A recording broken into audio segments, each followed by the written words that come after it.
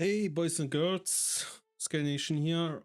Today we have a new patch for Titan Quest 2. Came out of the blue actually. I said in the last update, stay tuned, stay tuned, stay tuned. But there was no date they wanted to release the new content. And suddenly we have the patch. We have a new chapter and many other things added. So I wanted to go through this. So yeah, let's see what we might expect here. I didn't read the patch notes before, so I'm just gonna do it live, I want to say. So obviously, new chapter added, Arkadian Plains, 4 new bosses, which is actually nice if they have a unique drop like the hippocampus or how the horse is called. Would be nice to have build enabling epic that drops from a boss specific, but yeah, we first need to try this. Added 6 new fated quests, okay, 10 new world quests, 7 new dungeons. So I just assume those are in the new world as well. But maybe they added in chapter 1 or 2 one of those. So keep an eye out, explore everything for now. This is really good. Got the max level up to 50. So we can tinker a little bit more with our builds. Items, added new armor and weapon base items. Alright, so until now I think the bases weren't that important, so the most important thing about the items right now was the implicit itself. Let's see how this works out. Maybe they added some new implicits, I don't know. But if the implicit stayed the same, the implicit was the most important thing on the item, and I don't think this would change much. Added new charms. All right, 2 new epic items. They don't tell us which, but I hope they are good. Maybe some interesting build enablers. 1 more unique item for the Mother Crab's Nest quest. Added affixes to potions, which I really like, because now it was like, for me at least, a hardcore player, you just wanted health. Maybe they added something where you can think about taking damage, or maybe when you use the potion get rage stacks or something like this. Would be very interesting. Added affixes, retaliation for torso, shoulder and shields. Not that important. New flat and increased armor affixes for all armors. Armor affixes are now grouped. New affix tier names. Yeah, I don't know what this means actually, because there were like flat and increased armor affixes for armor pieces, I'm pretty sure, like the pierce armor and so on. Maybe they are different now, or hybrid stats, who knows. We have to see. New set of energy affixes with new distribution per item and higher weight and values overall. Alright, so maybe it will enable now that you can stack energy a little bit more, because before we didn't have like energy builds exactly. You got like most of your energy from the passive skill tree, and it was pretty much it. You had like on the necklace, I think, a little bit of energy as an suffix. But yeah, so nice, some more variety. Fixed bosses having slightly reduced epic and infrequent item rates. Okay, so this was like, I don't know, a bug. They want a higher drop rate on those, so maybe farming bosses will be more rewarding now. Fixed weapons not dropping from Nemesis troops. Okay, didn't knew this was a thing. Fixed jewelry not dropping from bandits, undeads and Nemesis troops. Again, I didn't even notice. Seems like a bug. Fix some epic and infrequent items being affected by item weighting. Alright, so this is like everything for the loot table, not working like intended. Added new center enemy faction, added new Borman enemy faction, added new types of vital things and creature variations. This will, I assume, be everything in the new world. Maybe here and there in the old chapters as well. Root leader, fixed radius shockwave cooldown. Okay, so this actually happened to me. If someone watched my live streams, I got one tap in my hardcore run from a white skeleton mob. It was the Revenant, so it actually was a bug.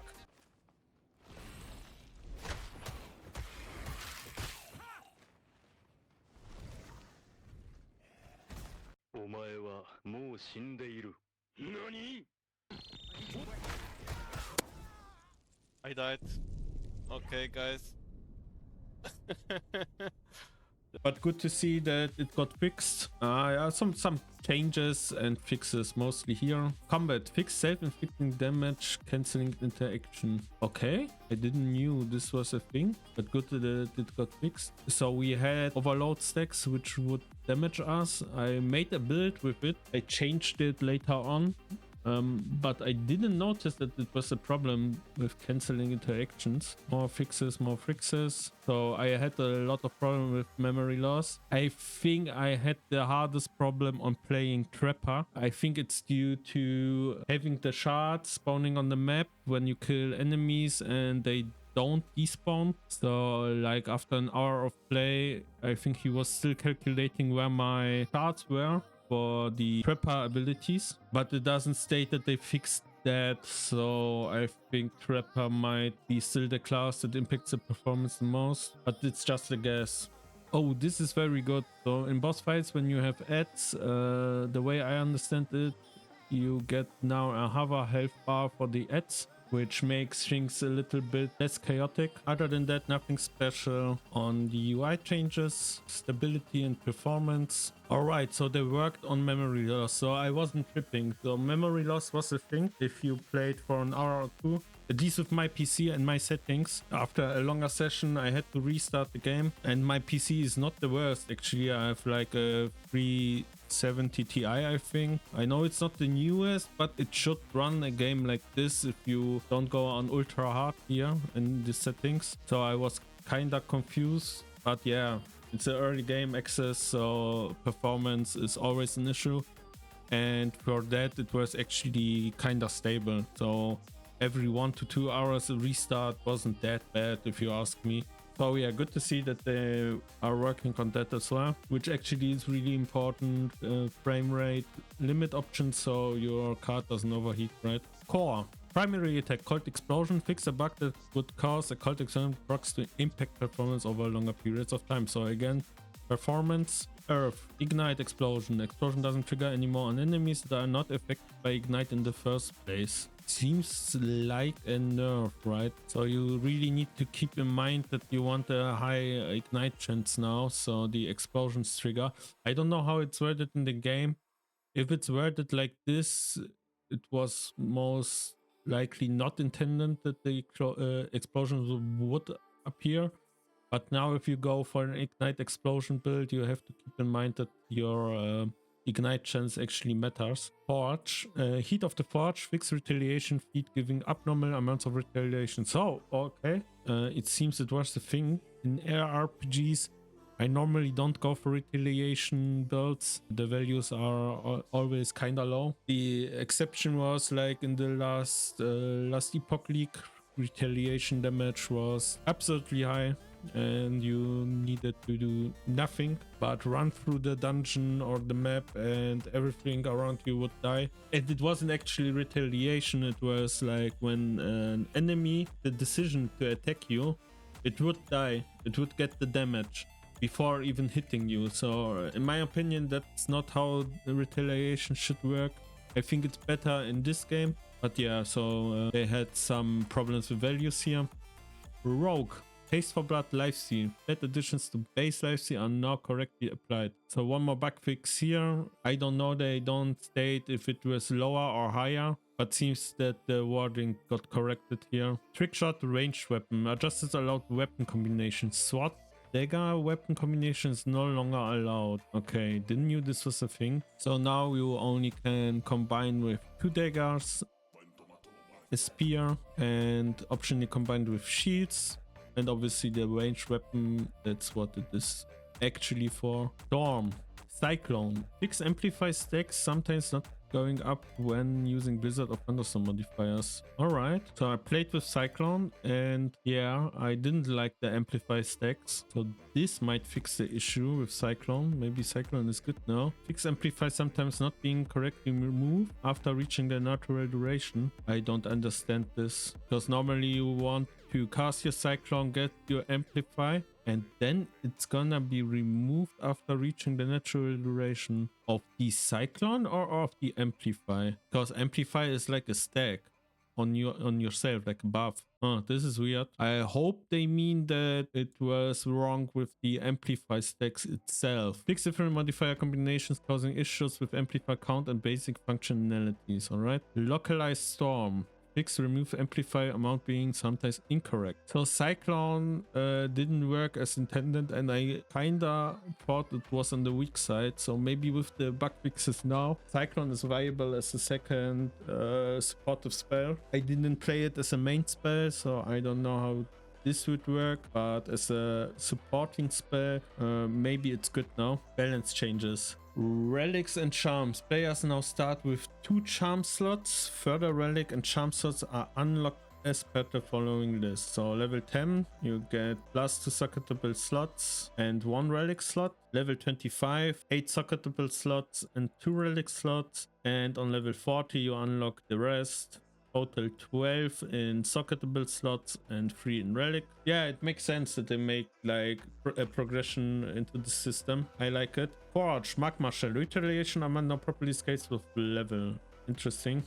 So they nerfed the Retaliation. Okay, it was only on hit of Forge. And now, so this most likely is a nerf, obviously. Not giving abnormal amounts of Retaliation now. But this seems like buff, or maybe it's a nerf as well. So if you played Retaliation builds and it felt really strong, I'm pretty sure now they are not working anymore like they used to. Brute Leader, increased radio shockwave damage. Oh, this is bad because the shockwave damage was actually insane. Like it was really high and you got stunned. So now you have to dodge it for sure. Like this sounds very rippy to me. If you are playing hardcore, I have to care for that in my next playthrough. Emperor Crab, increased water sprout damage. Oh, this was pretty high as well, if I remember correctly, right? So they increased it even further. Is the water sprout like the one from the ground or the one that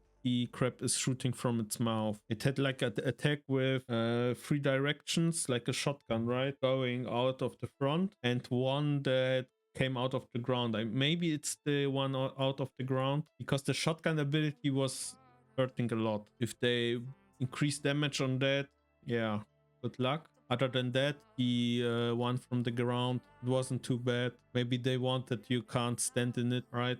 It should be like an ability you have to move out. Okay, so overall on the balance changes, nothing world changing. So the only thing, like Cyclone looks better as a supportive skill if the bugs are not around. So it felt off. Like I was reading Cyclone and I wanted to combine it with my spellbow build. And yeah, it felt very weak. Despite reading the ability itself, it sounded much stronger. So maybe Cyclone is like a good spell for a supportive spell right now. I didn't test it as a main spell, so I don't comment that. I don't know if Cyclone is viable as a main spell, but maybe look out if you want to have one more ability in your cold or lightning build. And the other big change, of course, is the ignite explosion. I had it on my fire whirlwind. I'm pretty sure I spec'd it as well, and I wasn't playing on ignite, so I would, this nerfs my build a lot when the explosion doesn't trigger this frequent anymore, and you would have to get sockets or maybe some points into ignite chance to make it frequent again. So actually a big nerf, so you have to keep in mind to have an enabler for the explosions. We got a lot of content and in performance, which I really like. The performance wasn't too bad, but now when you can play longer sessions in smoother runs, it would go a long way. All right, that's it for the patch. If you want to see how I will make my next build, leave a like, leave a subscribe, and stay tuned for my live streams on Twitch or here on YouTube. And yeah, the next streams will be Titan Quest 2, finally with a new update. See ya then.